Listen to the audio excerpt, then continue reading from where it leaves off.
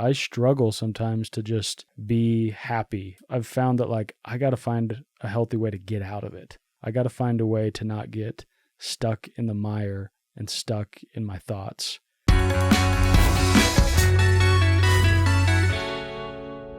Welcome back to Saints Unscripted. My name's Cam. I'm Caitlin. And I'm the saint. I'm Taylor Church. He is the saint. He is our featured saint My today. doppelganger from a cooler multiverse. Yes. They're both in Birkenstocks. You guys can't see that, but That's true. We're both they got the both stashes and the man elongated. buns, Yeah. tall. Yeah. Taylor is a podcaster and a writer, and he's been doing a series on gratitude that is the main topic of conversation today. This is a Thanksgiving episode, and we wanted to talk to him about things we're grateful for. Yeah. I guess. I don't know. But we'd love to get to know you a little bit too. Yeah. Like, tell us. You want to hear like the who's- Thanksgiving food I like and don't like? I would love that. Let's start with Okay, I have some hot takes actually. So I love Thanksgiving, mostly like being around family, eating a lot of food. It's great. But my beef is that there's no beef. No, my beef is that we eat stuff. We eat stuff that we never eat the rest of the year, and it's not like it's not available. We don't eat it because we don't want to. Right? It's not good. Yeah, you're not like, hey, you're trying to get some beets Turkey, tonight. like who eats turkey? Yeah, it's dry. It's dry and it makes the, you tired. It's the weakest of the meats. Like, you're not getting stuffing during the week. You know, I love stuffing though. I'm sure you do, but do you ever eat it when it's not Thanksgiving? Sometimes. No, you don't. Do you? Maybe you go to some weird like Chuckarama and it's Sometimes my mom will do like a random. We would do that growing up. We'd have another random day that was kind of like Thanksgiving, just because we just call it Thanksgiving meal. Yeah. But anyway, I love stuffing. Dinner Go rolls. on. Mashed potatoes. Yeah, that's the thing. I love the rolls. I love mashed potatoes. I like ham. There's some good stuff, but if it was up to me, if we're going to celebrate like teaching the natives how to hunt eels, like let's just eat what we want, you know, let's get pizza. Let's get. So what's Yeah, your my husband's ideal family actually does Thanksgiving- brisket. What's Oh, your- yeah. Yeah. What's But your ideal Thanksgiving What meal would then? you? Maybe like some nice steaks. We can keep the mashed potatoes, keep the rolls.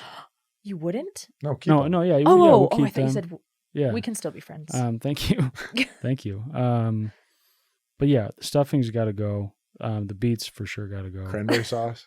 Cranberry sauce got to go.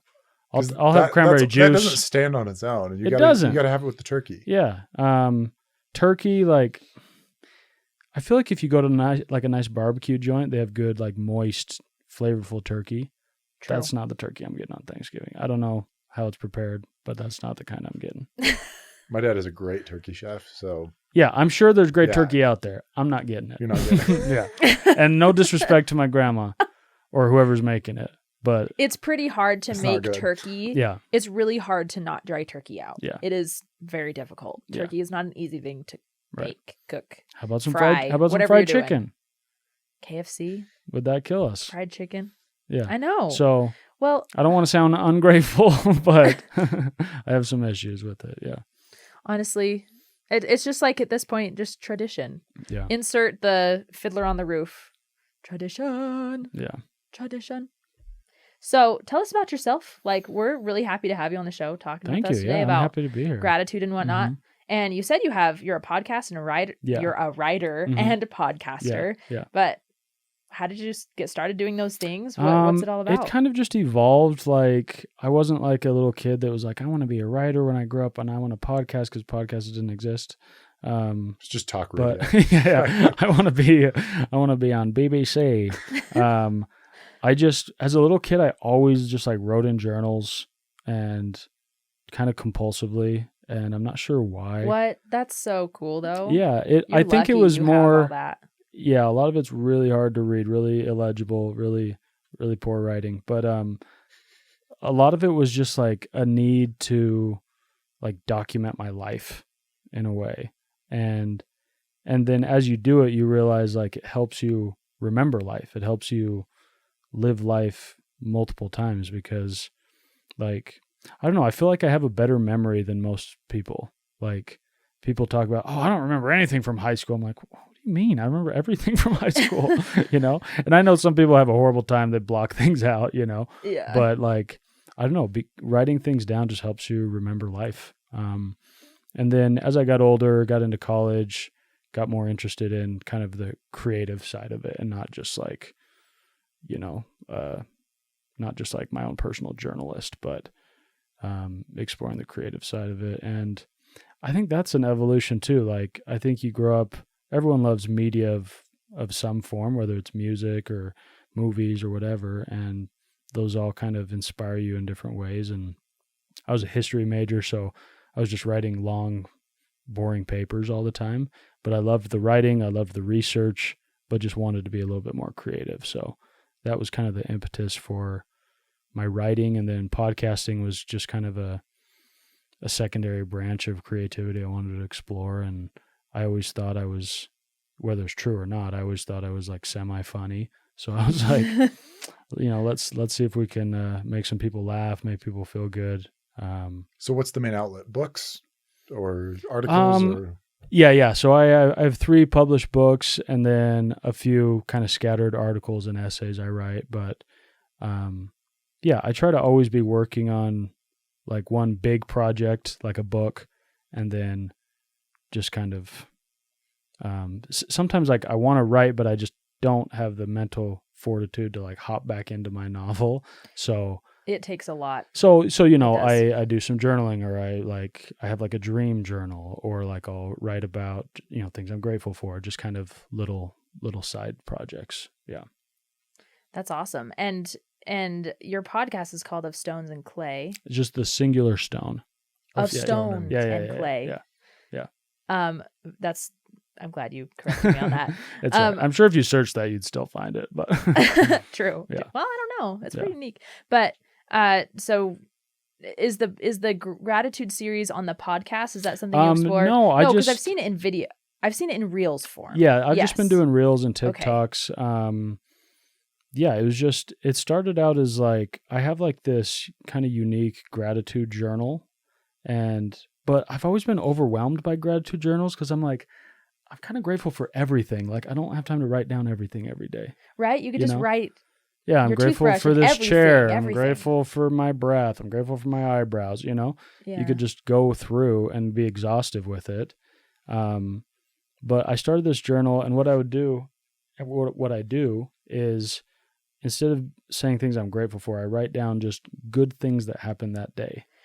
Right? Love that. And the reason I did it is because I found that during like really hard days, your focus is just on negative things. Like you're so much more impacted by negative emotion than positive emotion, unfortunately. It's like so much easier to feel negative emotions. Yeah. And so like you're having a seemingly good day, but then you get a bad text or something and you're like, well, my day's ruined. I had a horrible day.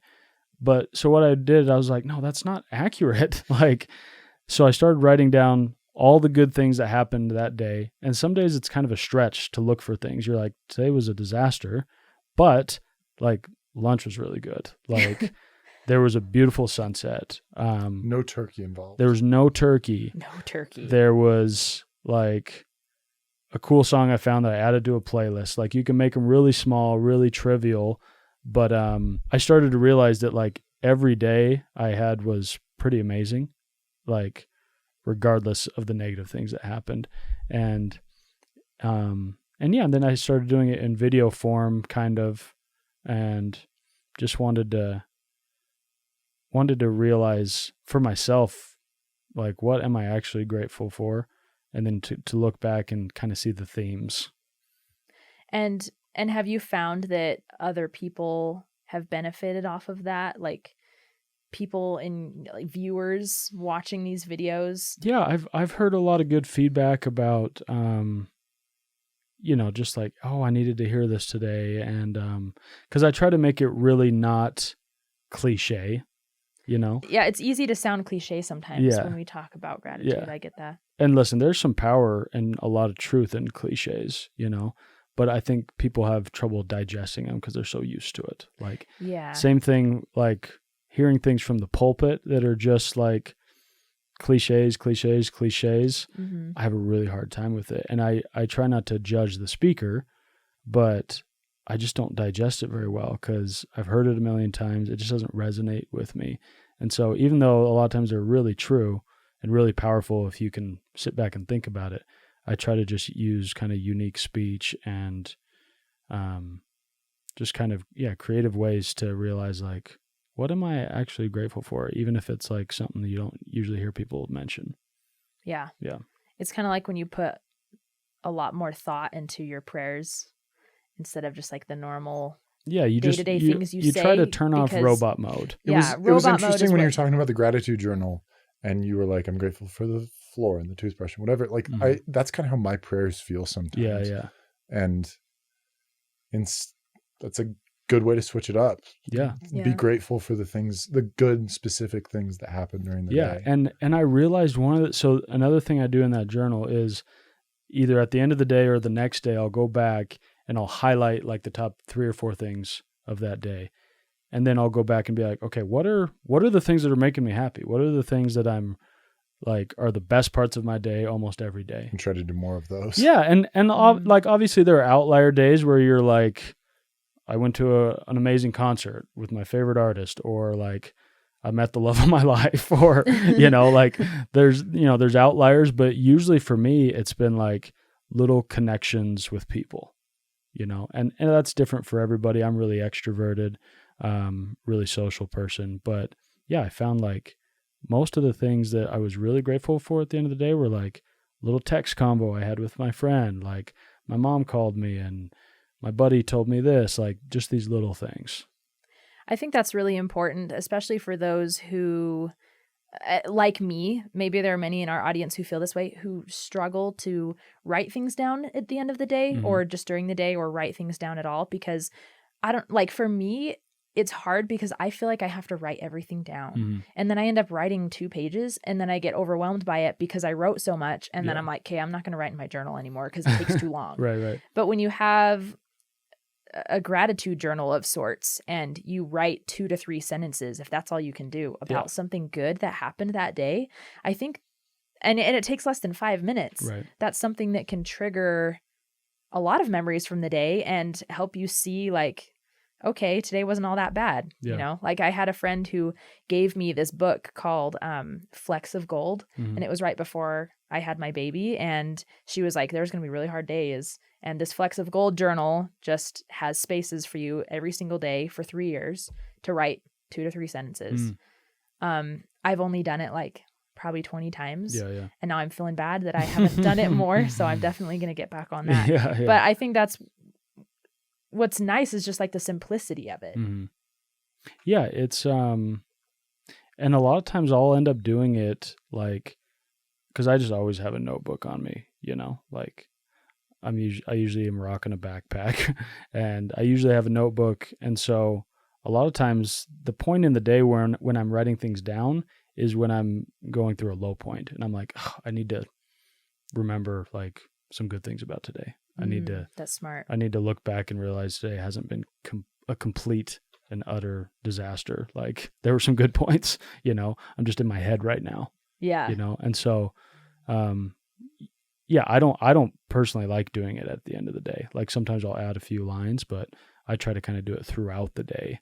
And then what I found, I think the like magic in having these gratitude journals or whatever you want to do is it keeps your mind thinking throughout the day, like what's something I could add to the list? What's a beautiful moment that I can add to the journal? How long have you been doing that? It's like training your brain. Yeah. I just started like maybe 6 months ago. Like I've always had, myriad journals and notebooks and lists and stuff, but this specific way I've been doing about 6 months. Have you noticed any major life changes in the time that you've been doing it? Not major, but yeah, I feel like my bad days aren't as bad, and I'm not as affected by negative emotion. It's like you're practicing thinking good thoughts throughout the day. Yeah. And listen, I'll be the first to admit I struggle sometimes to just be happy and to be content with the status quo and to like feel joy. But I'm also lucky where like I don't struggle with like clinical depression or anything, but I get hit with the blues, And I've found that like I got to find a healthy way to get out of it, like I got to find a way to not get stuck in the mire and stuck in my thoughts. 'Cause like the more you think about yourself, the more depressed you're going to be. That's just a fact. So true. So true. What books have you written? My books are a little all over the place. My first book is called I'm Trying Here, and it's just kind of about dating and relationships and the various foibles of attempting to fall in love. Good word. I love that. The various foibles. And then my second book is about the Holocaust. It's called Return Not Desired. And then my third book has a really long, weird title. It's called Nevertheless, the Fish Are Dead and the Chair is Broken. And it's just a novel, just kind of a coming of age story about a kid growing up and figuring out life. I want to read that. Yeah, that's the point. Is the Holocaust one like a fiction book, or is No. It's kind of like, it's just kind of my own thoughts on like suffering and the purpose of like exploring those topics. And I talk about like my own experience of going to Auschwitz and studying the Holocaust in college. And so it kind of bounces around a little bit, but yeah. Wow, that's very cool. Our usual question for everybody is like, what's your general advice for the people watching? What would you say to them if they were sitting here? Yeah, depends who I was talking to. Yeah.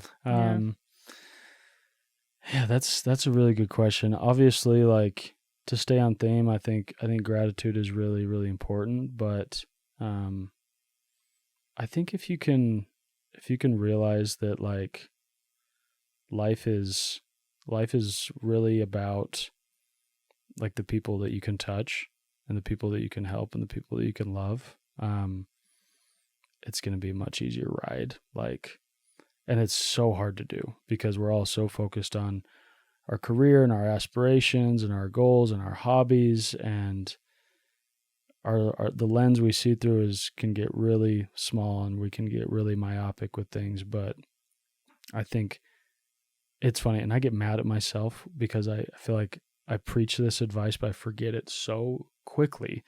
But like, I'm just happier when I'm helping other people more, and when I'm like reaching out to people more often, and texting friends when I'm thinking about them, and just getting out of my own head and my own problems, because my own problems will be there when I come back. They're always there. There's always going to be something that makes life difficult and makes the search for joy kind of a overwhelming crucible, but you can always help people, and even if it's kind of arduous and takes it out of you, you still feel better. It's like going to the gym. Like, I hate going to the gym, but I always feel better after, and 100%. Even when I'm there, sometimes I have a bad attitude, but when I leave, I'm like, all right, I'm glad I freaking came. Never I regret guess I'll it. come back. Yeah. Yep. Yeah. I think a lot of things in life are that way. Can I ask a like somewhat selfish follow-up question? Yeah. It's been really hard for me as I've gotten into more of my adult life to connect with people and make friends. And, just because, people get married, they have kids. It's just hard to stay in touch. Yeah. Like, what do you do to connect with people? Yeah. First of all, I've been really blessed. Like as I've gotten older and remained single, like I've had to kind of get full new friend groups, like all my homies from high school are married, and I've had to just kind of get out there. And a lot of it has been kind of lucky. You meet a few people and then you're kind of in their new friend group now. But I've done a really good job of staying connected with people through group chats. Like, I'm a big group chat guy. And then I have a full podcast episode about group chats. But and then I try to, like, anytime I'm in the car and like have a drive over 10 minutes long, I try to call a homie. And because I have so many friends that I love to death, but I don't have the bandwidth to spend a lot of time with them. And a lot of these calls, you both realize, man, we need to spend more time together. Like, we're both busy. It's just, you kind of feel weird about calling somebody you haven't talked to in a while. But just those minor connections are enough to keep it alive. Yeah. And so I end up, a lot of times you call to kind of catch up, but you end up like, hey, let's go golfing this weekend, or let's go get lunch. And So I don't worry about, I think some people's ego gets in the way of like, I don't want to be the one that's always reaching out. But I'm like, dude, I don't care. Like, I want this person in my life, right? It's different if I'm like always the person reaching out to a girl I'm trying to date. Then it's like, get a clue. She doesn't like you. But when it's like your friends, like you shouldn't have an ego there. You should just be like, hey, if I'm the better texter, if I'm the better communicator, good. Let me take the reins and let me be the person that like makes things happen, you know? Try not, like, what I get from that is to try not to overthink it too much. Don't Because I overthink it think at the all. the overthinking, which I definitely do, Mhm. they're not thinking what you think they're thinking. Like Yeah. they're Yeah, not I hear, trying to like- ignore you. They've got their lives. Yeah, I As hear we're my adults and we get older, like we've Just, got stuff going on. Yeah, and you'll see like some people prioritize friendship more than others, you know? So like I have friends that I love so much and I wish to the high heavens we were closer, and we just never will be because they don't prioritize friendship as much as I do, and that's fine. Like I'll take what I can get. We'll have lunch 3 times a year. We'll text every once in a while. We'll get a happy birthday post and we're chilling. But some people, like, they need that connection too. And they yearn for it too. They're just caught up in their own life. So yeah, I try to really kill my ego and just reach out to people when the thought crosses my mind. Awesome. Yeah. How can people connect with you? See that transition? That was beautiful. That was good. That was seamless. Yeah. You can find me on Instagram. It's just Taylor Church 44. That's the same for like my TikTok, my Twitter, whatever. I don't do anything on Twitter, but X. yeah, Threads on my X. And then yeah, my podcast is called Of Stone and Clay. Yeah, my books are on Amazon. You can hit me up on Instagram. Is probably the easiest way. Awesome. Yeah. Cool. We'll link it all below. Yeah, So, awesome. hey, thanks for sharing your insights today. Yeah, Honestly, appreciate it. I've been really inspired by this conversation Awesome. and I want to be better. So let us all just love a little more and be a little more grateful and enjoy your turkey or whatever you're eating for Thanksgiving. Make the most of it.